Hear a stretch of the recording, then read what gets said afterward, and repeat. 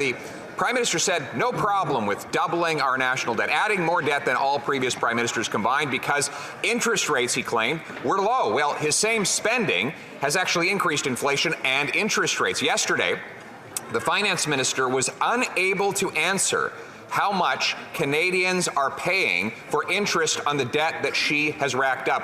If a mortgage broker couldn't tell you the interest payment on a loan, he'd be fired. So why is the Finance Minister not fired for her inability to answer that basic question? The Honourable Deputy Prime Minister. Well, Mr. Speaker, there's someone who we don't intend to have fired after the 2025 election, and someone who I actually think should keep his job as leader of the Conservative opposition. And I think one of the reasons he is going to keep his job is he can't answer a simple question for Canadians. And that is, what is his positive plan? What does he actually propose to do for the Canadian economy?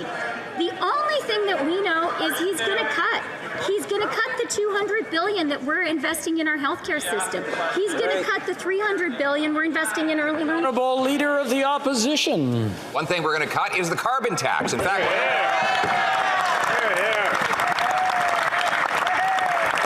now, speaking of that tax, we know that the Prime Minister plans to raise it up to 41 cents a litre, or $1,500 net after rebates per family.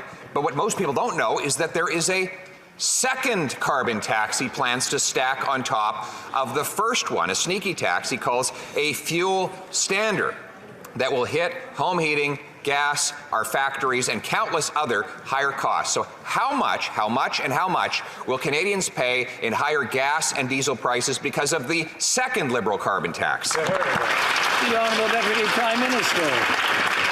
Mr. Speaker, I am glad to hear the Conservative leader actually talking about climate, because the reality is the biggest challenge our planet faces and the biggest challenge our economy faces is building a clean economy. That is where the jobs are. That is where the jobs will be. We've invested $120 billion in our green industrial plan. It is creating jobs today. It will create jobs in the future. The Conservatives would wreck all of that. Hear, hear. The Honourable Leader of the Opposition. Now, the question was about carbon tax 2. We already know about carbon tax 1. The Prime Minister has put in place a 14-cent a litre tax that will rise to 41 cents a litre. This raises gas, heat, and grocery bills.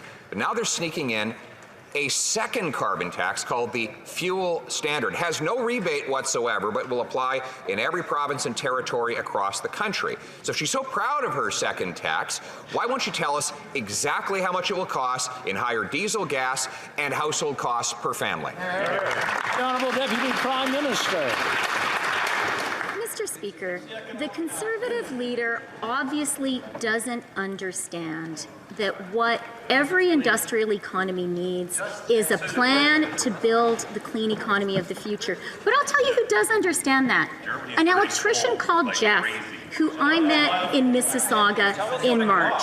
And I was there to talk with him about the investments we were going to make in electrifying the Canadian economy. He knows that that means for him jobs. He told me I have the skills to pay the bills. And thanks to our plan, those skills will be put to work and Jeffs across the country will pay their bills. Honourable Leader of the Opposition. What she wants is for Jeff to pay her bills with a higher carbon tax. Jeff will have to pay more tax on his vehicle, more tax on his home heating, more tax on the food that the farmers and truckers bring to him, who are taxed by this scheme the Liberals are putting forward. So I've already said the first carbon tax is 41 cents a litre and $1,500 net per family. Now the Liberals promise a second tax. So I'll ask again, how much will carbon tax 2 add in extra diesel, gas, and household costs per family? The Honourable Deputy Prime Minister. Mr. Speaker, what I want is for people like Jeff who have the skills, people like Jeff in Mississauga. His wife, by the way, is an emergency room nurse, and our investments in healthcare are helping her pay the bills too. But I want people like them to be able to pay their bills today and tomorrow and 10 years from now. And that means investing in a green industrial plan. Mr. Speaker, our focus is relentlessly on Canadians and jobs, and we've added 900,000 more jobs than we had before the pandemic.